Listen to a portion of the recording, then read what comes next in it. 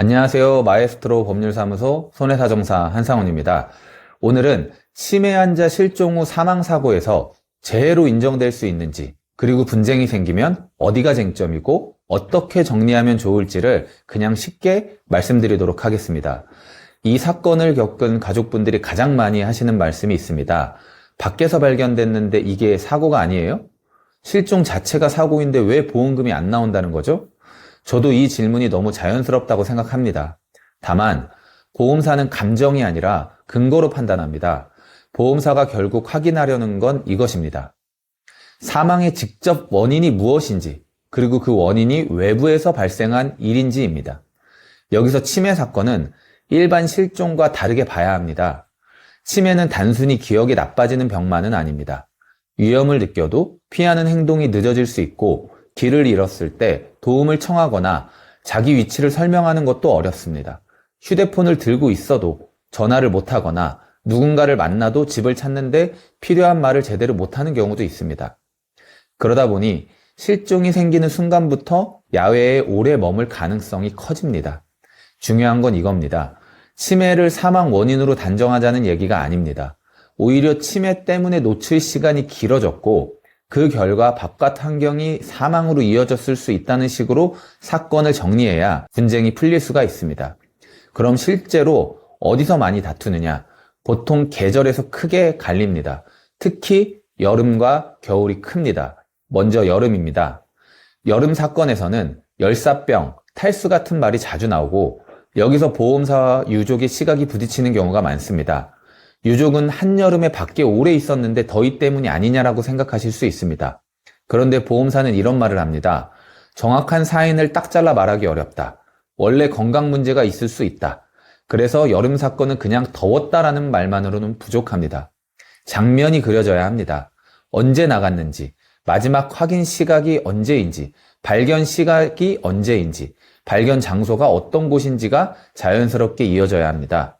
예를 들어 점심 무렵 실종됐는데 해가 질 때까지 확인이 안 됐고 그늘이 거의 없는 공터나 도로 주변에서 발견됐다면 폭염에 오래 노출됐다는 설명이 자연스러울 수 있습니다. 반대로 시간대가 흐리거나 발견 장소의 환경이 정리되지 않으면 보험사는 원인을 모른다는 쪽으로 가기 쉽습니다. 여기서 치매의 특성이 다시 중요해집니다. 보통 사람이라면 더운데 그늘을 찾고 물을 찾습니다. 그런데 치매 환자는 그 행동이 늦어질 수 있습니다. 그러면 왜 이렇게 오래 노출됐는지가 설명됩니다. 이 부분이 여름 사건의 설득력을 올려줍니다. 다음은 겨울입니다. 겨울은 표현부터 정확히 잡는 게 좋습니다. 막연히 동사라고 말하기보다 가능한 한 저체온증으로 설명하는 편이 더 분명합니다. 다만 보험사는 겨울에도 이렇게 말할 수 있습니다. 추웠다는 사실만으로 저체온증이라고 딱 말할 수는 없다. 그래서 겨울은 특히 현장 상황이 매우 중요합니다. 밤에 실종되어 새벽이나 아침에 발견됐다면 야외에 오래 있었을 가능성이 커집니다. 발견 장소가 바람이 센 곳인지, 물가나 습한 곳인지처럼 몸이 빨리 식는 환경인지가 매우 중요할 수 있습니다. 옷차림이 얇았는지, 젖은 흔적이 있었는지 같은 단서도 도움이 됩니다. 그리고 치매 환자는 대피 행동이 늦을 수 있고 도움을 요청하기도 어렵습니다. 이 점은 왜 그렇게 오래 밖에 있었는지를 설명하는 배경이 됩니다. 겨울 사건은 이 설명으로 들어가야 더 현실적으로 들립니다. 그럼 이제 어떻게 풀어가야 하는지 말씀드리도록 하겠습니다.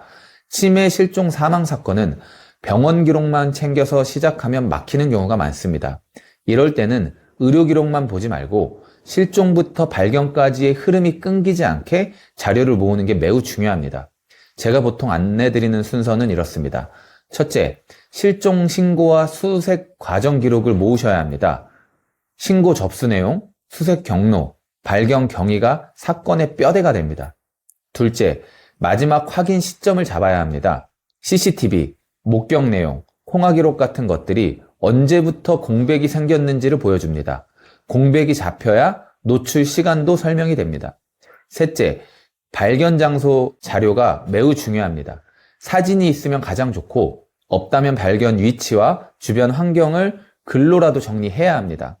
여름이면 그늘이 있었는지, 겨울이면 바람이 센 곳인지, 물가나 습한 곳인지 같은 부분이 실제 판단에 영향을 줍니다. 넷째, 가능하다면 119 기록과 응급실 기록을 확인하셔야 합니다.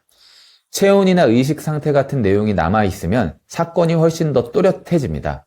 다섯째, 사망 진단서나 검안서의 표현을 확인하셔야 합니다.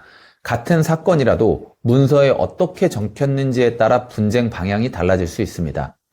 여기서 한 가지 더 말씀드리도록 하겠습니다. 치매 사건은 재해냐 질병이냐만으로 끝나지 않는 경우가 있습니다. 보험사가 계약 당시 상태나 고지, 가입 경위를 함께 문제 삼는 일이 있기 때문입니다.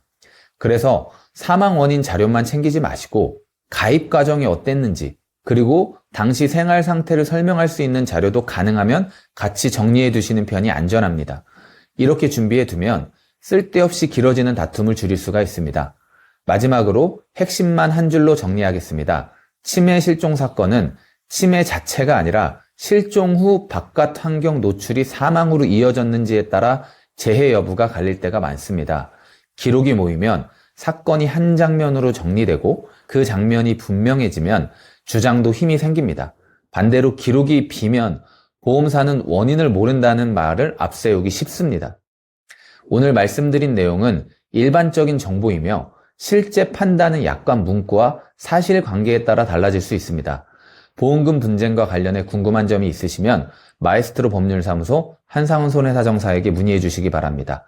감사합니다.